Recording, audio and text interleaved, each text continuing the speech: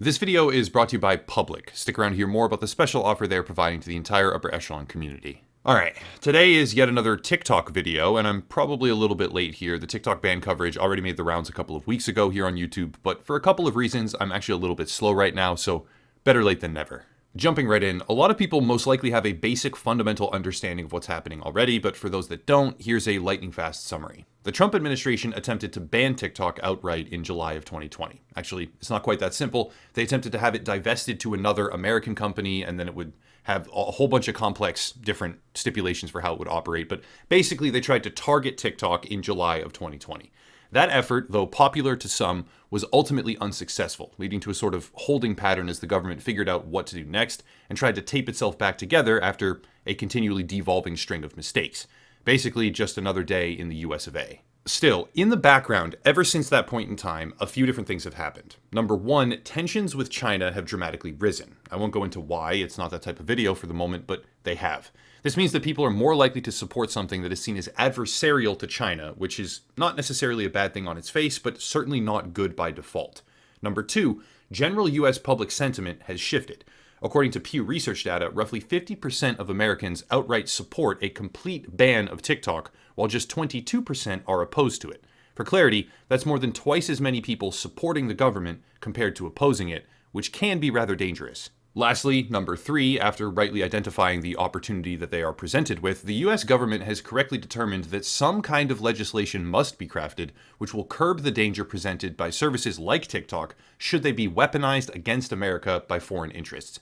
Again, fundamentally understandable, but very risky. Effectively, the US government has waited on the sidelines till now, but is currently processing not just one or two, but three separate pieces of legislation that may dramatically impact the future of TikTok, as well as every single citizen in the country. They just don't know it yet for the most part. Now, governmental overreach in the name of security is one thing, and believe me, of course, we're talking about that a whole bunch today, but governmental stability is something else entirely. Lately, the financial markets have been absolutely crushed by outside forces. Inflation, high-risk assets, aggressive quantitative tightening, etc. But today's sponsor, utilizing government-backed U.S. Treasury bills, is offering a 4.8% yield on your cash when held in what's now called a Treasury account. The premise is simple. Compared to high-yield savings accounts, averaging out at roughly 3.8% annually for the best yield, according to NerdWallet as of March 7th, 2023, I believe, 26-week Treasury bills, when held to maturity, are rising to 5.1, even 5.3% and beyond. The barrier of entry here is complexity. Government websites, interfacing with banks, etc. can all be tedious, time-consuming, and complicated. But Public, today's video sponsor, now offers a flexible, no minimum hold period or settlement delays, government-backed. For all its flaws, the US government is one of the most reliably self-serving entities in existence. Why not tap into that? And reinvestable account structure on top of the broker services that they already offer, such as stocks, ETFs, or even speculative collectibles, rounding out their platform as a customer-focused and comprehensive broker. What's more, and I make sure to always mention this every single time, Public does not engage in what is known as PFOF, or Payment for Order Flow. That practice is unsavory, to say the very least, as a function of time, and yet commonplace in the world of brokers and finance platforms. It's anti-consumer, and Public does not do it. To check out the service and get started with a 4.7% yield on cash backed by the US government, you can go to public.com/UEG. Again, that's public.com/UEG to get started with a Treasury account currently unlocking 4.7% APY. Big thank you to Public for sponsoring the channel. Here's what we're working with. Well, actually, here's what they are working with, really. First, the Antisocial CCP Act. Originally introduced by Republican Senator Marco Rubio, the Antisocial CCP Act would effectively kill TikTok in the United States and was described as follows by independent bill sponsor Angus King. Quote, "We cannot allow hostile governments to use our social media habits as a Trojan horse into our networks. Make no mistake, every private enterprise in China has direct ties and on-demand information sharing requirements with the national government." End quote. That's a pretty clear-cut and very forceful stance, but it's not wrong. As of 2017, sweeping Chinese defense intelligence measures have been passed requiring all companies to work directly with and report to the CCP if commanded. And while it's certainly open to interpretation how exactly that will play out over time, the threat exists that Chinese-owned and operated applications could theoretically become a political football in some sort of global power struggle. This one isn't exactly my strong suit. I didn't spend as much time on it as I did the others, primarily because this bill has so far failed completely at garnering cross-party support, meaning it's probably dead in the water right now. But the quote from Angus King, despite being accidental in a way, I don't think he meant it in the way that I'm interpreting it, perfectly describes the real situation that's actually unfolding behind the scenes. The second piece of legislation on the table right now is called the Data and Algorithm Transparency Agreement, or DATA Act, which requires the White House to report to Congress and determine whether reasonable grounds exist to ban TikTok outright. This one has advanced out of committee, garnering bipartisan support to a degree, though it has, of course, been scrutinized and criticized by opposing party members, and also comes with the added weight of a rapidly shifting public opinion to carry it forward. Basically, should the DATA Act be carried to completion and signed into law, the White House would wield even more power when it comes to influence over American lives. And once again, this bill is a fair bit more complex than just the TikTok ban component itself, same as the Antisocial CCP Act, but the basic format is still relatively similar. Big law, far-reaching ramifications with widespread possible implications, more power for the government in the name of safety. That's number 2. Again, relatively unlikely to pass. I don't see that as having any real shot, but now is the big one, which is number 3. Keep in mind, ever since Donald Trump 3 years ago, the US government has been deliberately pushing towards some kind of TikTok regulation. They already ban it on government devices in, I think, 30 different states, etc., but our third legislative example for today really drives home the point that their endeavor is not to preserve and protect American liberties. No. Their endeavor is to expand and solidify information control. The third example for today is the Restrict Act, also known as the Restricting the Emergence of Security Threats That Risk Information and Communications Technology Act. Heck of a name, very long, but this one is serious business. This bill, having garnered immediate bipartisan support already with cross-party initial sponsors, will give additional power to the government when it comes to banning technology, or in this case applications, from adversarial countries, quote unquote, like Iran, North Korea, and China. Sounds good in theory, right? Hypothetically?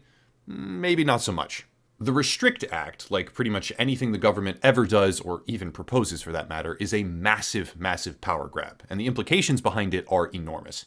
For starters, by interpretation and covered ad nauseum by YouTubers for the past couple of weeks, the Restrict Act would criminalize the usage of VPN services, virtual private network services, to access banned applications or even websites with up to $1 million in fines and 20 years in prison. That's insane, but it's just the beginning. This bill encompasses AI, machine learning, quantum computing, and even robotics.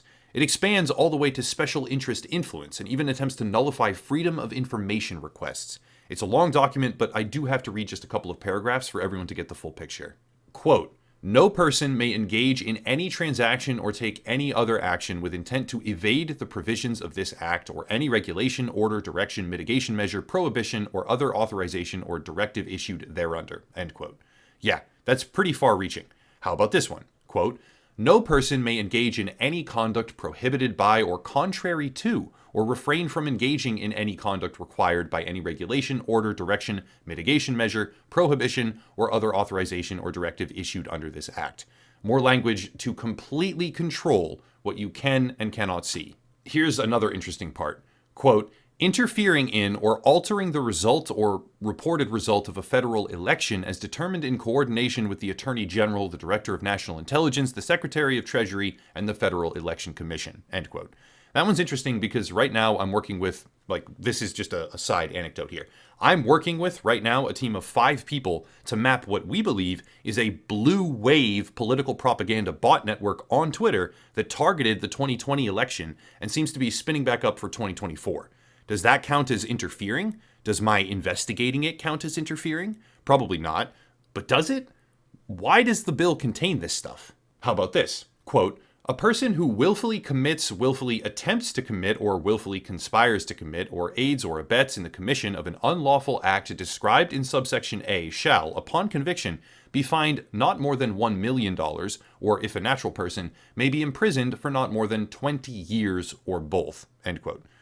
Okay, shit, because that right there is targeting VPNs and imposes enormous penalties for basically whatever and whenever the government decides. This bill might pass, and the reason it might pass is shifting public opinion on TikTok. A majority of actual TikTok users don't want the application banned, but wider public opinion at a more than 2-to-1 ratio and growing, especially supported by older individuals in the United States, supports the banning of TikTok completely, thereby inadvertently making it easier for the government to execute this kind of power grab. Now, don't get me wrong here, I hate TikTok. Some of the most viral videos I have ever made on the channel were purely a result of me criticizing TikTok relentlessly over things like decreased attention span, overtly sexualized content served to children, and multiple other issues that range from spying directly on journalists to secretly throttling down the reach and growth potential of anyone with visible disfigurements or disabilities. TikTok is terrible for our society and especially modern youth, but this isn't how we fix the problem. In 2001, 9/11 led to the Patriot Act, and we all failed to stop it, myself included. But here and now, in 2023, TikTok is being used as a Trojan horse to build shotgun-style legislation so far beyond the reasonable scope of the problem, it's actually terrifying. On the most basic fundamental level, I am in support of a TikTok ban, in some capacity. How you do it certainly matters, of course, but I would lean towards being extremely generous with my own personal interpretation, given the sheer amount of damage TikTok certainly can and is doing as we speak.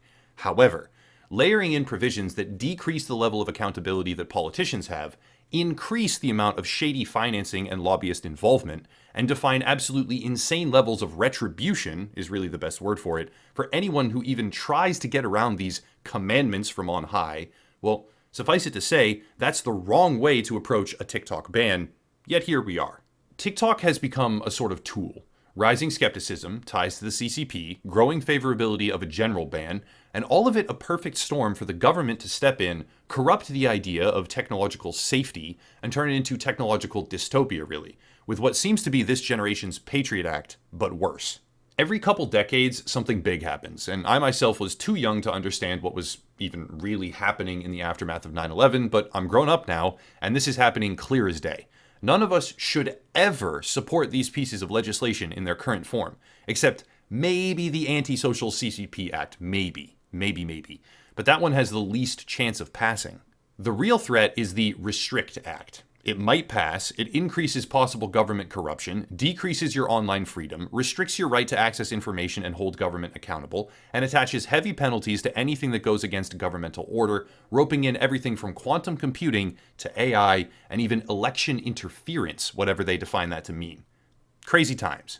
One last time to really let it sink in, because this is actually one of the more important videos I've ever done, even though it wasn't one of the longest investigations or one of the most interesting topics, really. It definitely is one of the most important ones. The Restrict Act, as good as it might be to get rid of TikTok, generally that's the case, right? Getting rid of TikTok would be a good thing in America, but despite that, the Restrict Act means that a group of government officials can decide that certain parts of the online world are dangerous to America, and then you will be thrown in prison for up to 20 years and fined up to $1 million if you go around them and access that service, website, or application. What in the actual fuck is going on, and why would we ever allow them to sign that into law? I don't really know how to spur any legitimate action on this. I guess just call your local congressmen or senators. I don't really know how to go about doing that. Maybe I'll look it up and learn how someday. And I guess I'll do it myself pretty soon here. I'll call up and say, hey, what are you doing? Don't vote for this, blah, blah, blah, because maybe it'll make a difference. But yeah, tell them this is a disastrous, if you do call your local congressmen or senators or whatever, your local representatives, tell them this is a disastrous and obviously corrupt overreach of government authority, and that you won't vote for them again ever if they vote for this. I don't know. It feels so futile lately trying to say anything against the common perception. And now it's turning into a common perception that TikTok needs to be banned, which is going to be like the swell, the wave that they ride in order to enact some kind of legislation. It's just, I don't know. Fighting against common perception is a bit hard lately. I feel like I need to make this video because the general American populace is about to be used, taken for a ride, and then controlled in brand new creative ways, all because we have rightly identified that TikTok is poisonous to America. But yeah, we should not let that happen if we can ever possibly help it, and please do make your voices heard.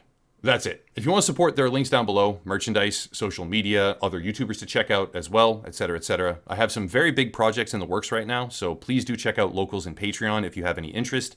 there's like a team of people now, and we're doing more advanced stuff than ever, and it's fun. It's really enjoyable. Plus, I have an editor, all these different things. But yeah, check out the links down below, especially Locals and Patreon if you have any ability or interest in it. Also, the video sponsor, of course. Video sponsors make it possible for me to take on bigger and better projects. But I'll cut it there and stop rambling. As always, thank you all for watching. The government is going down the wrong road again, and so here's another depressing video. But yeah, I'll try to look for something more entertaining and upbeat soon. Have a nice night.